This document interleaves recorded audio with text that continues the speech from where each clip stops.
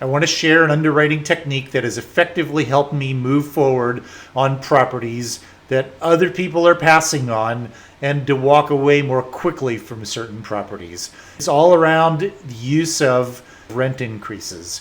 And so typically what I see in underwriting templates is that there's a way to enter a percentage number for what's the rent increase going to be. The percentage number might even be different by different years. And this is critical in being able to determine whether property is investable or not. So as you know, underwriting is the process of looking at the data around a property, information that you receive from the seller, information that you put together through other means, research of your own, but is consolidating all the financial information about a property into one place so that you can make a decision on whether you want to buy it or not. It's information about what are the expenses, that the seller is experiencing, what expenses do you expect to have, what's the income that's been received on it so far on a month-by-month basis and year by year, and what do you expect to make as income, and putting it all together and projecting it out for a few years. And that's what can tell you, is this going to produce the income and returns that I expect, that my investors expect. That's basically it for an underwriting template, but there's a lot more complexities and there are a lot of different ways that people do these. And I've seen a lot of great underwriting templates and have put together my own, but it's not necessarily the best one for everybody. What I have seen, a problem that most templates have, is how to project rent increases. I've seen that this percentage method really doesn't tell the whole story and doesn't create the right projections because there are too many other variables going on. What I've done instead is look at the rents that they're producing now. That's easily determinable. You need to get the rent roll and it needs to be accurate. If you have faith and trust in that rent roll, then it's something that you should use. And once you've verified it, then you're going to plug it into your own template. The rent roll tells you what each tenant is paying today. And that's going to vary for every given type of unit. Like it's a 2-bedroom, 1-bathroom, 2-bedroom, 2-bathroom, 3-bedroom, 1-bedroom studio, whatever it happens to be. If that property has multiple units in each of those unit types, then it's going to have different rents for all of them. You're looking around at the comparable rents in the area and you've made a decision on what the rent should be. You're going to make a decision on how much to invest in renovating those units. And then when you put that renovated unit back on the market, you have a reasonable expectation for what you're going to get out of it. That's different from saying, I'm going to get a 3% rent increase, or the first year I'm going to get a 10% rent increase because I'm doing all this work. That's vague, it's imprecise, and it's going to lead to misleading results and outcomes. And it even could skew your results to make it better or worse than the actual income.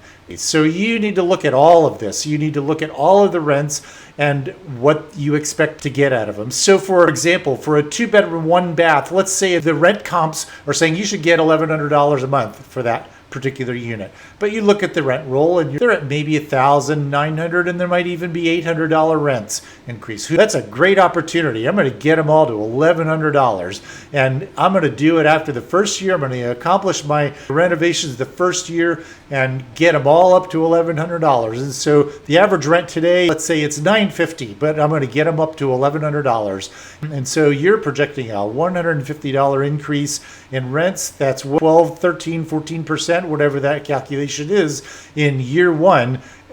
Year two, you've got a 13% increase in rents. Again, that doesn't tell the story. You've got to look at each one of these units and what you're going to expect to rent them for. First question is, are you going to kick a tenant out because it's the end of their lease and their rent was low?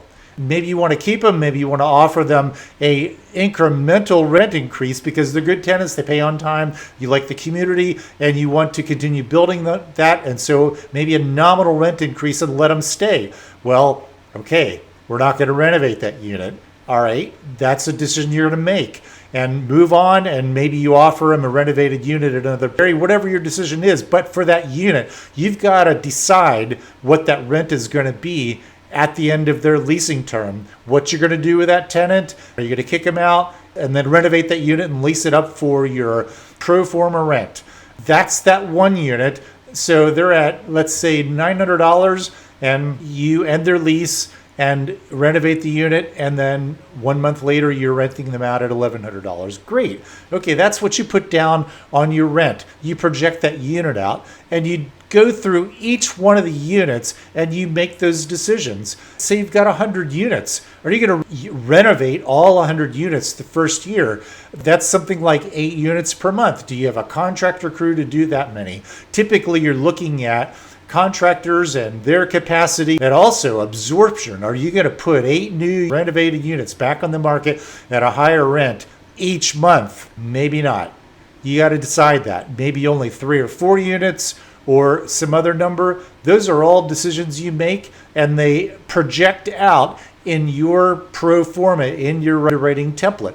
Once you do that for every month, every year, for at least the first 2 years of your ownership, and maybe even to the 3rd year, you've got actual rents for each one of those units. You're adding them up by the month. You've got projected income, and you've made decisions on all of them. Are you going to renovate the unit and rent it out a month later? You got a month of vacancy. Are you taking that into account? Or are you going to increase an $800 rent to $875 and hope to keep them rather than $1,100 after a renovation? All of those are rational decisions, and they might be the right decision for you at that time. You just got to project it. You got to know what you're planning to do. You're going to find that that's a lot different of a result than if you just projected out a 3% or a 5% rent increase. That gives you a lot better granular decision-making power on underwriting that property.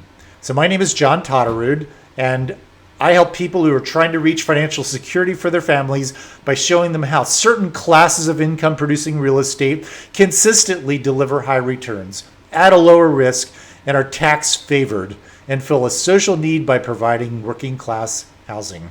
What we do is work through the challenges that real estate ownership always has. Our investors don't see how the operation is run, but they have trust that we know how to solve their problems.